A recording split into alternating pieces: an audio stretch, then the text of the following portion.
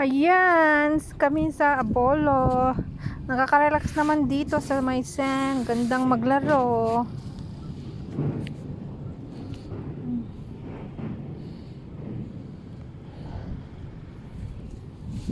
Yan, ganda. Dito sa sa tubig. Gandang maglakad-lakad. Parang sa beach lang. Hindi naman beach to. Ito ay ilog. Ilog Cagayan. Ang ganda dito sa Bola, kasi sand, may sand sila, sand. Sa amin kasi hindi, walang sand dun sa kabila. Ito may sand talaga.